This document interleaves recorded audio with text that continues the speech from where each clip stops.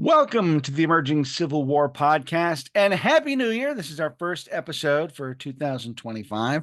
And joining me today is my colleague from the ECW West Coast Bureau, Tonya McQuade. Tonya, how are you today? I'm doing great. Happy New Year. Happy New Year to you too. And all the happier because I get to spend some time with you today. So Yes, a good way to start the year. indeed. So you recently got back from a trip to Missouri that you wanted to share some stories about because last season we talked a little bit about your new book that deals with the state divided Missouri, and so then you had the chance to kind of go and put some boots on the ground and do some presentations and stuff. And I thought it'd be kind of neat to talk a little bit about kind of your firsthand experiences being out on the ground that you had spent some time writing about. So first, just remind our listeners what your book is and what its focus was. All right. Well, my book is called A State Divided: The Civil War Letters of James Calloway Hale and Benjamin Petrie of Andrew County, Missouri. So I know it's a long title, but that captures really a lot of what it is. I ended up acquiring this old box of family letters, and there were 50 from the Civil War, 40 that were written by my third great grandfather, James Calloway Hale, and another 10 written by Benjamin Petrie, the brother of my great great grandfather, Bayless Petrie. And so the book came out of reading through those letters and wanting to make sense of where they had gone, the names that they were mentioning. And as I started researching more, I had decided to create it as a book. So the book came out last February.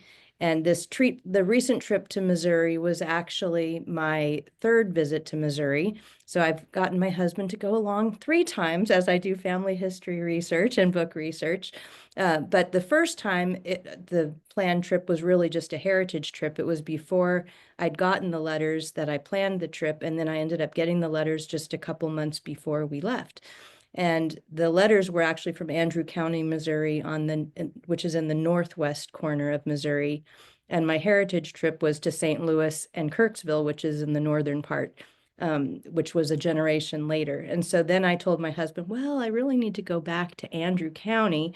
And so in October 2022, we did that. And that's when I went to the Andrew County Historical Museum and met with their genealogist, who was a huge help to me as I worked on my book. She knew a lot of the names in the letters that were people who just lived, in Andrew County, not anybody famous, and was able to help fill in the details on some of the people that I didn't know who, he was talking about. And she became one of my early readers of the book. And so she wanted me to come and give a talk once the book was finished, and the Andrew County Museum decided they would love to do an exhibit of some of the letters. And so this most recent trip kind of formed out of that plan for me to actually bring the flag that appears on the front of the cover, which I'll show that again. This was the flag that my great great grandmother had made for her father that he carried with him throughout the war, and it was in the box of letters. And so that's now in Andrew County. That was hard to leave behind, but I will eventually get it back. And then I left them with his eyeglasses and with several of the letters for a display that they're planning to do sometime this year. And then I planned to talk there, but then I ended up planning several other talks while I was in Missouri. So now I suppose we should say Missouri, if we're Yeah. talking about Missouri, right? So we should. Some of the people say it that way and some don't. I've noticed you get both. But I was I was corrected on some of my pronunciations of various cities that I was mentioning. Like I was saying Rolla, and that was not how you said it. And even like the city, to me it looks like Athens. They say Athens, and there's a Yeah. lot of those different pronunciations. So I did get some help with that when I was Just there. like Cairo, Illinois, looks like it should be Cairo, but it's Cairo, and it's just Cairo, yeah. kind of the sort of intelligence you get with boots on the ground when you finally go and visit and talk to folks who are from there. Let me ask you: you spent a lot of time with these letters. You got to know an ancestor, which is how you got into this through your genealogy work. Mhm. What was it like to be in touch with your great great great grandfather that way? It was pretty amazing. I mean, most of these letters were 4 pages long, and there were 40 of them. So I got into his head quite a bit, and you see a lot of his emotions, from worry and sadness and sorrow to happiness and joy at a few points to anger and frustration. And He was in for 3 years and very worried about his wife and 3 children back at home. He didn't think he'd be gone for so long.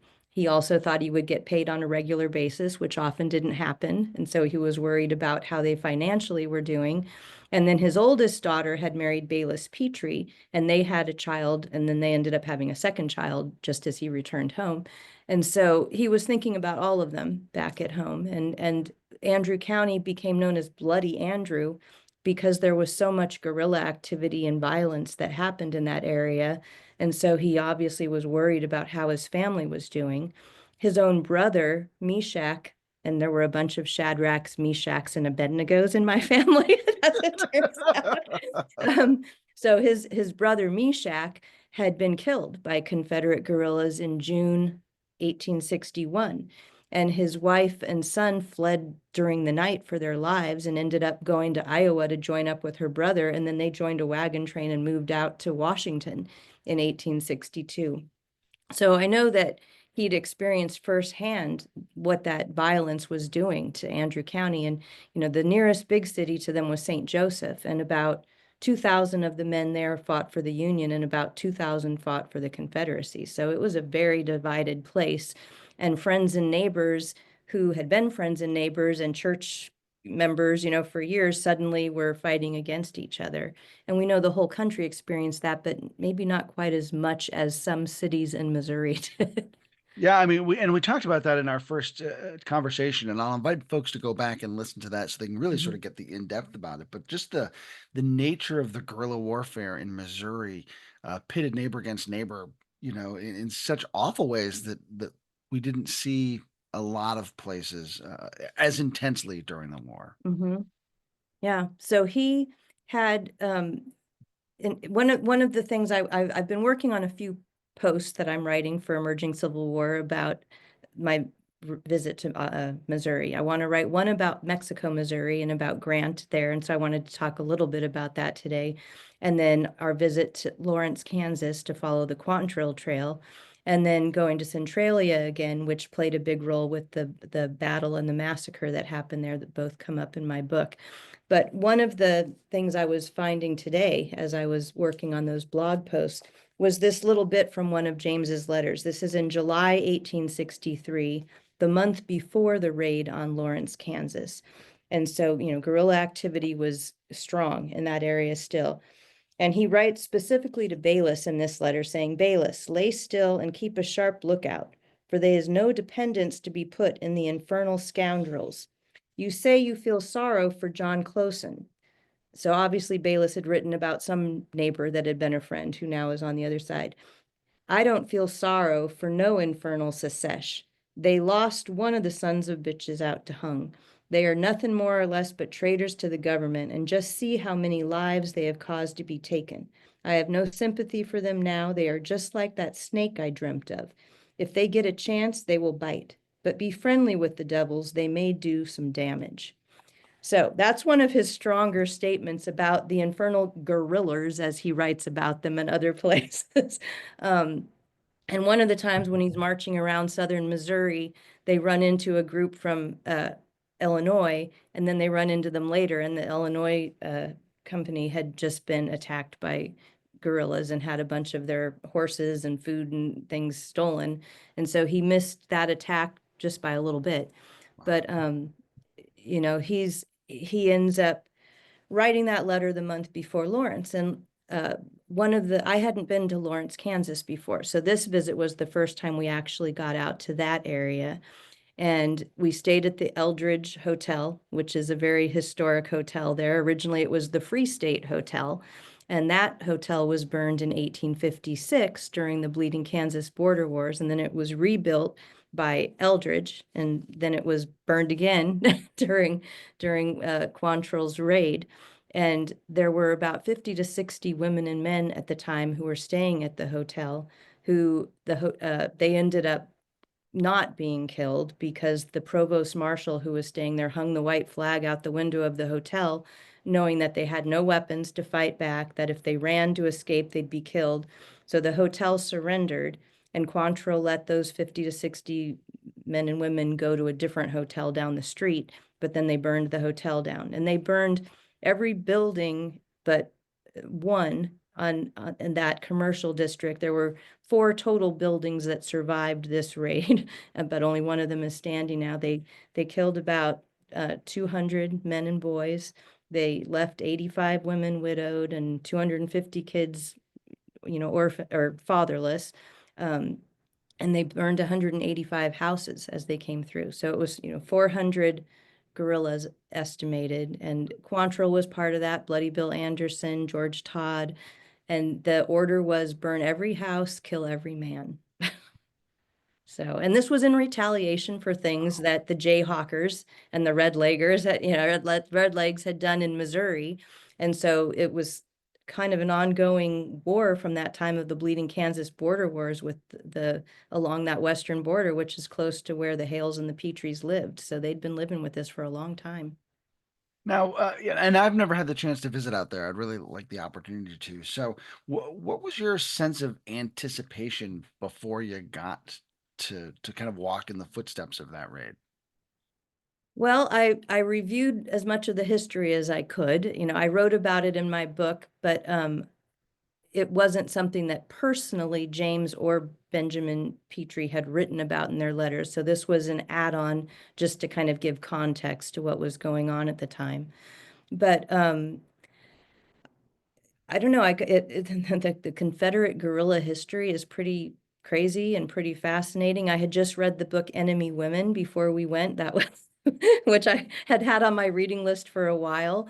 And you just see how both sides did pretty atrocious things to each other. And after this raid, this is when Ewing's order number 11 comes through, that they're going to force the removal of all of the residents of 4 counties in western Missouri so that they can get rid of the, Confederate supporters. And a lot of them end up moving east to the area like Centralia, which a year later is going to be where the massacre and battle are that I write about as well. So I was excited to see these places to try to understand a little bit more of, physically how the city was laid out and what had happened with the raid, but also to understand Jim Lane. He was one of the primary targets they were hoping to kill in the raid, but he managed to hide in a cornfield and did not get killed. But he was a senator from Kansas. He was the one that came up with the term Jayhawk, which I hadn't realized before I was there. I actually found an interesting quote from him that I was going to read. He said, as the Irish jayhawk with a shrill cry announces its presence to its victims, so must you, and he's speaking to his followers, notify the pro-slavery hellhounds to clear out, or vengeance will overtake them. Jayhawks, remember, quote, vengeance is mine, saith the Lord, unquote, but we are his agents. And so that was where the term kind of came in. And if you're standing atop the hill, where it was called Oriad Hill, but now the Oriad Hotel is there, so you can actually get even higher. We went up to the 9th floor to look out, and there were 11 of the raiders were sent up there to be scouts to watch for the Union troops. And you look down on the University of Kansas and the Jayhawk buses and the Jayhawk Stadium and Jayhawk Boulevard, and there's a lot of history to that term, and there's a lot of anger, and it's had a big role in history, and a lot of people don't understand where it came from. And Lawrence has such a fascinating, multi-layered set of histories because, of course, it's involved with John Brown when he goes out there. Then you have Quantrill's raid, kind of a little tidbit of trivia for folks don't know. If you remember back in the 1980s, there was that TV show called The Day After about what happened if a nuclear bomb or nuclear war took place. That takes place in Lawrence, Kansas. Oh, it does. It Huh. did, which I happen to know because a fellow I know, Stephen Church, wrote a wonderful memoir called The Day After the Day After, and he grew up kind of in the midst of all this wonderful book. So like all of these weird little layers that kind of build and build and build in this odd legacy of violence. I don't know how Yeah, else to and describe it, William right? William Quantrill had lived in Lawrence before this. That I also hadn't realized, because he was born in Ohio and he'd lived in a few different places, but in 1859 he moved to Lawrence, Kansas and served as a teacher. And then he fled to avoid prosecution on theft and murder charges, and he fled to Missouri, and so that's when he left Lawrence. But Lawrence had been such a symbol of the anti-slavery movement, and as you said, John Brown had been associated with it.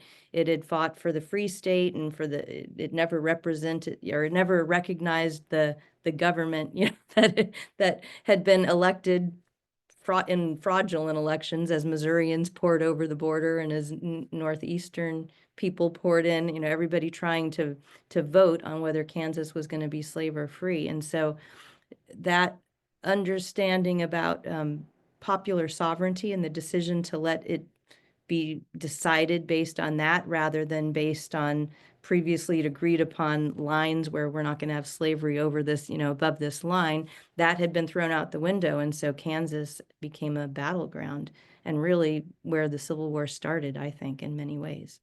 Now, you had mentioned that your set of letters didn't actually address this specifically because neither of the correspondents were there. So you didn't necessarily have a specific agenda or places you had to see or footsteps you had to walk in.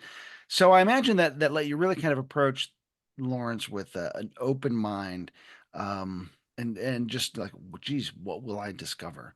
Um, Well, and where we spent the most of our time was at the museum. They have an amazing museum, the Watkins Museum of History, lots of displays about all of this history, Civil War history, and then the Bleeding Kansas history, and the stories of different groups that had come in. And so we really enjoyed the museum. They had a lot of artwork, depictions of the raid. So some of those pictures and artwork, that'll be in the written post that I hopefully eventually finish to send in. But yeah, all of that was interesting to me. And there is a tie that comes up in another letter the following year where James Hale was trying to get a furlough to go home and he gets denied the furlough. And later he calls it a lucky break because he would have been on the train that got massacred in the Centralia massacre. And I wrote about that in past posts for Emerging Civil War because I discovered that I had other family members on the Confederate side that lived in Centralia and Mexico, and they were involved in the Battle of Centralia. They were not involved in the train massacre, but several different Bryson family members of mine, which was my great-great-grandma on, through a different branch, they all lived there. And so I was anxious to go back to Centralia, and I had 2 talks scheduled there, and they were very anxious to have me come. And I wasn't quite as sure how my book would be received there. It was an area called Little Dixie. Many of the people there were Southern supporters. Many of them had actually come from the 4 counties where they'd been forced to move out from the western counties of Missouri. And so some had come to that area. And then Mexico is right next to Centralia. And so discovering Grant's connection there, I hadn't realized that before. But I had wanted to visit the museums in Mexico and Centralia to learn more of my own family history. And then at one of the talks, we met probably the most memorable person from our from our journey, a man named Phil, who called himself the town historian, and he certainly knew tons of history. He'd been a part of lots of Civil War reenactments in the past. And so he offered to give us a tour of the battlefield. And my husband and I, the first time we'd visited the Battle of Centralia, we drove out, we read the sign, and we looked at the open grass field and said, didn't know what we were oh, looking well, at. yeah. It wasn't very marked, so it wasn't that we could know what happened anywhere. And so going out there with Phil was a very different experience. He walked us around, told us where the horses came in from this side and that side, and he had at least 3 guns with him. I'm not sure how many more might have been in the truck, but he pulled out a replica rifle to show us what the Union soldiers were carrying, and then he had revolvers to show us what the Confederate guerrillas had. And so my husband had fun, of course, playing with all of these guns. Right, yeah. And then he had his own pistol that he let us practice shooting at the trees. And I'm from California. I'm not a hunter. I didn't grow up with guns. I'd only ever fired a rifle, at a game arcade kind of a thing. And so my husband fires first at the tree and all these birds go flying out. I said, don't hit a bird. Like he has control over it. And so then I got to shoot it, and it was kind of fun, and so Phil had lots of interesting stories to tell us. And then he came to my next talk which was at the Centralia Library. And he said, well, do you think I could show up my guns at your talk? And I said, well, you'll have to talk to the librarian about that. Right. And my husband and I stopped to read another sign on the way there. So he beat us to the library. And by the time I got there, he already had his guns all set up. So the audience got some other inside scoop stories, which was fun. Yes, you never know what you're gonna run into or who you're gonna run into on these sorts of trips, right? Yeah, yeah. So he was a very interesting person. And then we toured the Centralia History Museum, and that was I had family that was there from the 1840s. So they showed up in many of the history books. And I found a picture of my great great grandfather and great grandfather together at a mill Oh that wow. he had owned. I'd never seen a picture of the two of them together. I'd never even, and so it was really fun to look through these books that the library and the museums had there. They're not ones that you see in a bookstore, obviously, or that you even hear much about, but that some historian put together in 1870 to tell the story of the early pioneers. So I ended up coming home, of course, with several new books.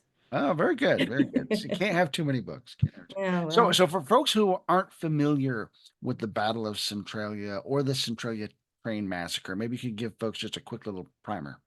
Sure. So this was in September 1864, and Sterling Price is trying to come retake Missouri at the time, right? He's got his plan. He's coming up from the south, and he's encouraged guerrillas in the north to attack railroads, to cause disruptions so that they're keeping Union troops busy in the north so that they're not all coming down south.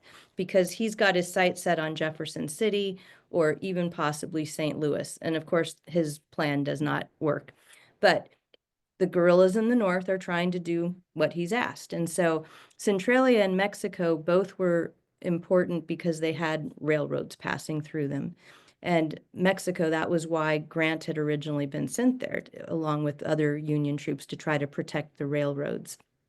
And so um, it was Bloody Bill Anderson whose men attacked the train. They rode into town that morning. They start stealing stuff and taking things. And there was a group of about 400 guerrillas, one of the largest groups that had gathered, camped outside of Centralia. And about 70 of them came into town, and then a smaller number were involved in the train. When they heard the train come, they decided to go steal what they can from the railroad.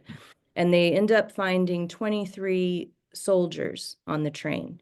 And so after they've stolen everything from the passengers and from the train and caused a lot of damage, they have the soldiers all line up and they ask, is anybody an officer?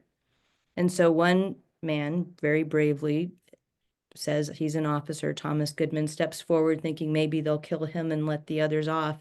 And instead, they take him prisoner and kill all of the other soldiers. So this is the start of it. And then they set the train on fire and set it down the track. And it ends up stopping at my great great grandma's brother's house. So that was one of the random connections that I discovered. Stops at James Bryson's house.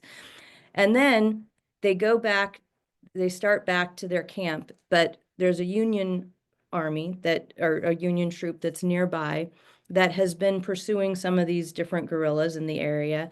And they see the smoke, they come into town, and the people in Centralia, which is a small town, try to warn them there's a lot of them out there. You're outnumbered, don't go.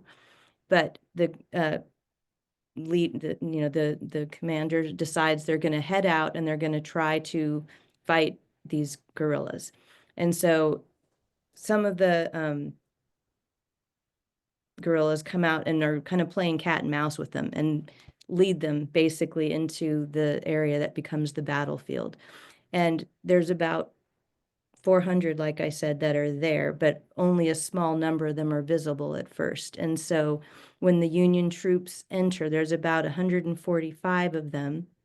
Some stay back to hold the horses, but he orders all of them off the horses. So they're going to march in against Confederate guerrillas who are all on horses with numerous revolvers.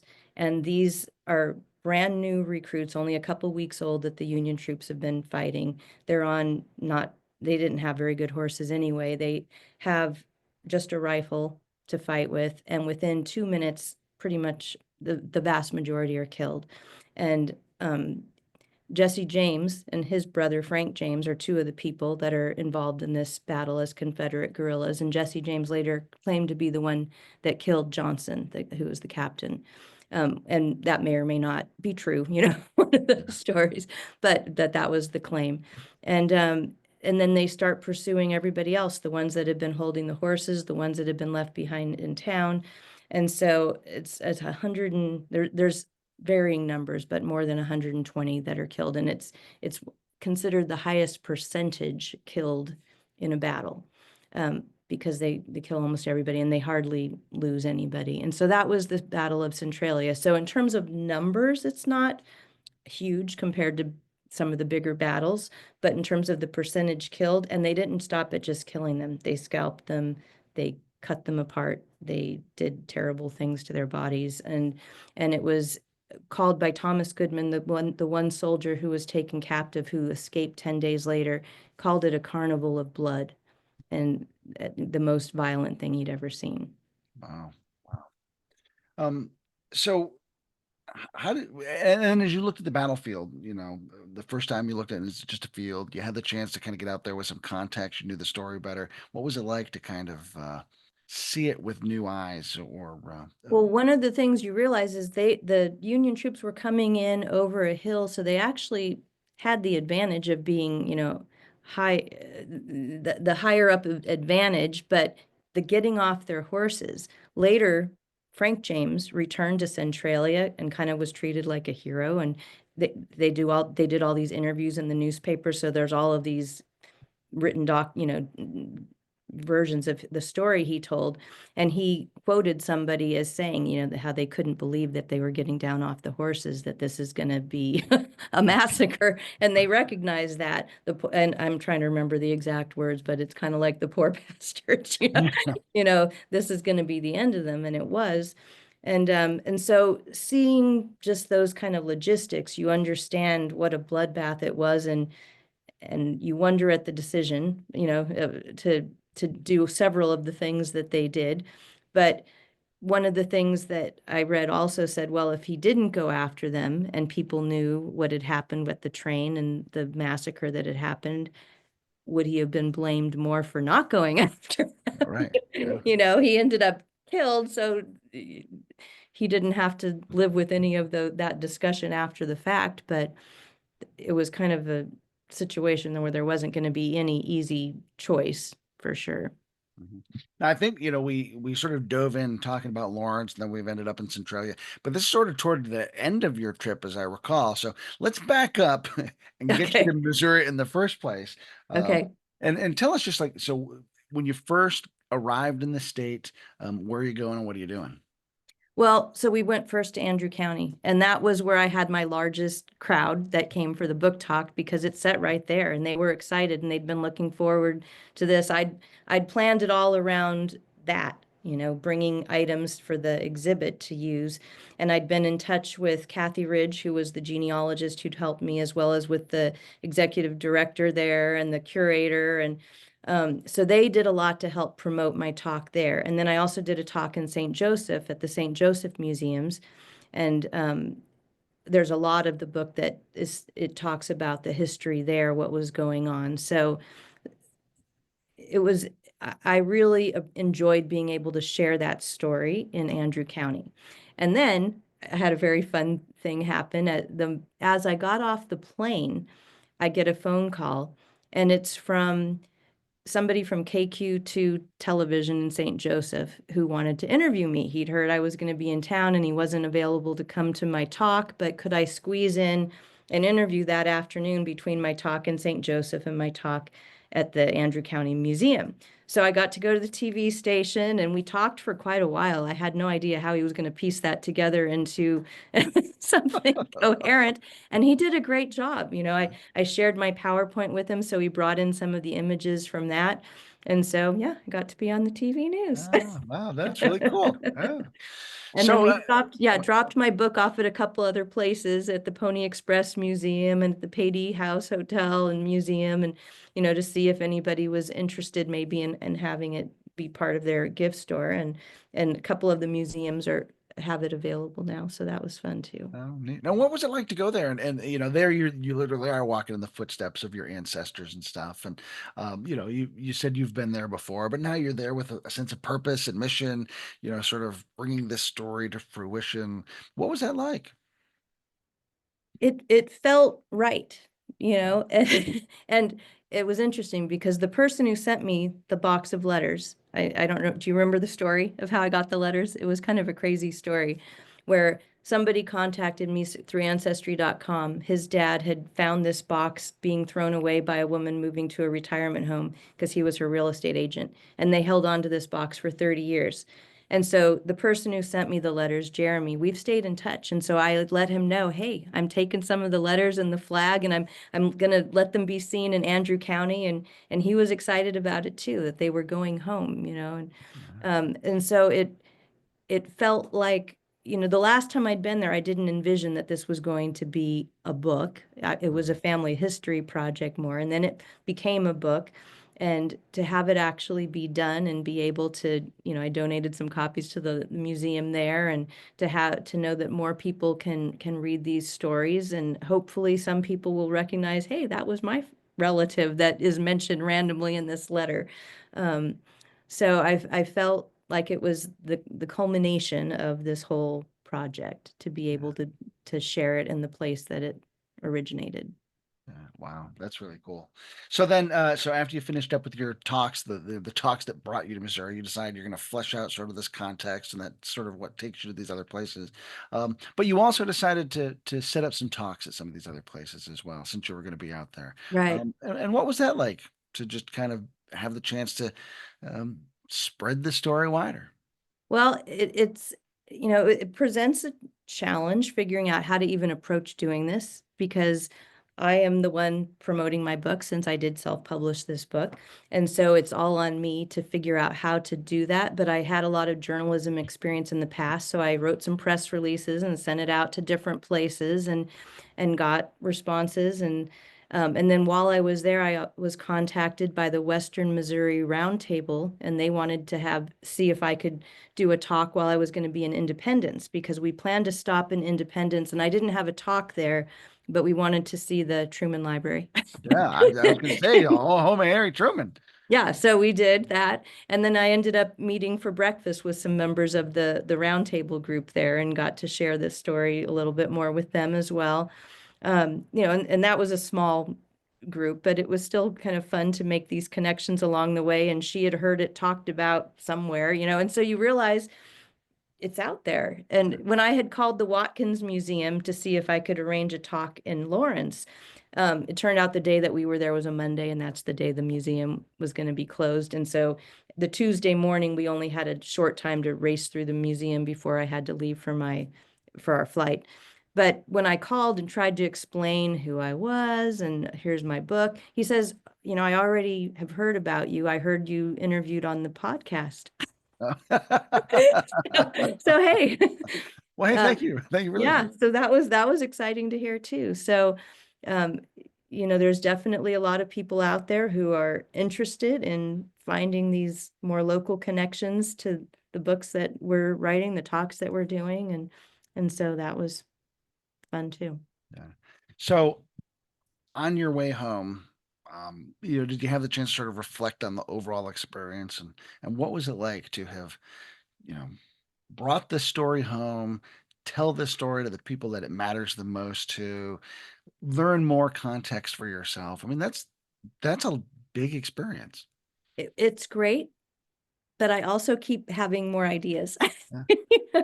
So, um, I had to come back and start right back into teaching because I obviously took a few days off to go do this. And so I didn't have the time I wanted to reflect. That's why I'm still trying to write these blog posts for you. I did create my scrapbook. I love to take photos and put, albums together. So I did do that, but I'm still working on the reflecting. And I still have a vision of writing a couple different historical fiction novels that bring in this story and some of the letters, but also imagine the life of the family at home. And then I had a new idea for the Centralia side of the family. And that one I haven't started writing at all. So when I retire, I have some projects to do. But what I discovered, the way I found that family connection was in an academic article I was reading. It mentioned my great great grandfather's name. That 40 years after the war, he gets a telegram from his wife's brother, George Washington Bryson, who was one of the people involved in the Confederate guerrilla activities up there, saying, that bullet that hit me in the hip 40 years ago, I was riding my horse and I jumped and it shattered my hip. Can you tell my sons? Because he's now living in Texas. So, I mean, the telegram said it in fewer words than that, but the actual telegram was there. And my great great grandpa was a postmaster at the time. So he's supposed to go tell the sons. And I imagine his son, my great grandfather, would he have heard all these stories? Would the family have talked about it? And what if he tells him, hey, go tell your cousins this news? What do you mean this bullet 40 years ago? And it turns out a couple of his uncles had been shot as Confederate guerrillas Uh, and two had been killed. And how do you what do you do with that as a young person in your 20s, 30s, learning this family history that maybe had not been talked about because the family, the Confederates had lost? yeah. So, how much did they tell those stories? And so I imagine that, and then kind of a flashback to tell the story of George Washington Bryson and the family's role in all of that stuff. So it would have to be historical fiction because obviously I'm going to have to use what I know and create other things. And that's where I still see value in historical fiction because I think it's fun to play with those ideas. Sure. I mean, art can certainly get at truths in a way that straight up history can't. And, they're, I think, Mhm. really complementary and effective ways. So I'm with you on that one. Yeah, so those are some ideas that I have, and so I'm still reflecting. It's still there. I'm waiting for the time to really dig in and let myself play with those ideas. Now, it seems to me there's a lesson here for someone who has an opportunity that kind of pops up out of the blue and like look where those sorts of things can go. Yeah, What sort of I've had share with me your wisdom from that? I've had in the last month two more messages from different people on ancestry.com. One who found my family history blogs that I write, and there were also letters from the Oregon Trail included in this box. I mentioned that James's brother's wife and son joined a wagon train to Walla Walla, Washington after he'd been killed by Confederate guerrillas. And there's about 10 or 12 letters from her. Uh, And over the years, and some from the Oregon Trail, one from Fort Laramie. And I still think it'd be fun to do something with those, but that wasn't part of my Civil War book. But it was part of my family history blogs that I did, and somebody found those, and she's a descendant, it turns out, of the brother who led the wagon train. And she hadn't even known for many years that Jane Kennedy Hale had been part of it because her name didn't show up in any of the journals and any of the books. But the year before she had organized a reunion in 2006, she found out she'd been part of it, but didn't have any details. And I said, well, I have the letters. So I uh, sent her the letters, and she sent me a 165-page family history reunion of all the descendants book that she had put together that I'm still looking forward to reading. And then I got a contact from another person who's a great great grandson of my great grandmother's brother, who there were some other letters by him. And so I actually sent him the original letters. I made copies for myself because I thought, I appreciated so much that Jeremy was able to, willing to share this treasure with me. yeah. Um, and so the people who are more direct descendants, I thought this is my great grand uncle, whatever. I mean, I can deal with the copies. Here, you get the originals. And then he was going to share them with his grandmother. And he said, oh, I think she has a diary that Mary Ann Hale wrote, which is the one who made the flag, who is the daughter of James Yeah. Hale, who I want my historical fiction novel to be called Missouri Daughter and focus on her. And he's like, I'll see if I can scan the diary for you. You need to work on making connections. And take advantage, pay attention to messages. If you do family history research, like on ancestry.com, um, there's always, I follow a group on Facebook too, people always complaining, people never respond to the messages. Read the messages and look at the letters and see what treasures you might have or that some member of the family might have, because lots of people aren't interested in this stuff. And if you're the brother or sister who ended up with a box of letters and you could care less, you know, it could just die right there. Right. But if somebody starts asking questions and you say, oh, well, I have a box of letters, maybe you'd be interested in it. You don't know who has it. James Hale was the youngest of 12 kids. He didn't end up with the family photos, I'm sure. But if, on ancestry.com, I can find the people sometimes who did, and they've posted those pictures and shared them, and you can find those links and find stories. And so I've found all kinds of interesting things doing the family history research, and that's really what brought me into the Civil War. It wasn't that I was a Civil War historian, it was the family history, but then discovering all of the ways that they played a role in our country's history has been really interesting to me. So, Tonya, remind us, if we want to stop into the museum to see these artifacts and the letters that you've shared, how might people be able to do that? Well, they hadn't set dates yet, but it's the Andrew County Historical Museum, and it's in Savannah, Missouri. And so they can contact the museum and ask. They were planning to do a display of military letters, so it was going to be some others included as well.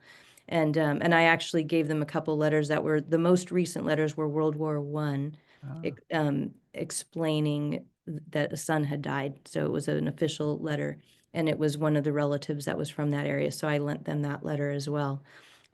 So that would be the ones to contact. And when I find out the info, I'll put it in the newsletter. oh, fantastic. And if I'll be folks want sure to to get share that. please do, please do. And if And if folks they want, go to my webpage, they can find the link to the news story. I put that on. And so my webpage is tonyagrammcquade.com. And that has also links to my family history blog. And there's a lot of other historical angles that I've followed for that. I ended up finding out that I had two sixth great grandmothers who one was captured with her sister and brother by the Shawnee. ah, And then she and her sister were later released. The brother never was, and their parents were killed in a raid. And another sixth great grandmother whose sister and seven children were taken by the Shawnee. And this is all in Western Virginia, where I had some of my early relatives living. And so that was a whole other interesting history to discover, because I teach a book called The Light in the Forest by Conrad Richter, and it's about the French and Indian War and the Henry Bouquet Treaty, where the tribes have to return their white prisoners, and many of them had kind of become like family members.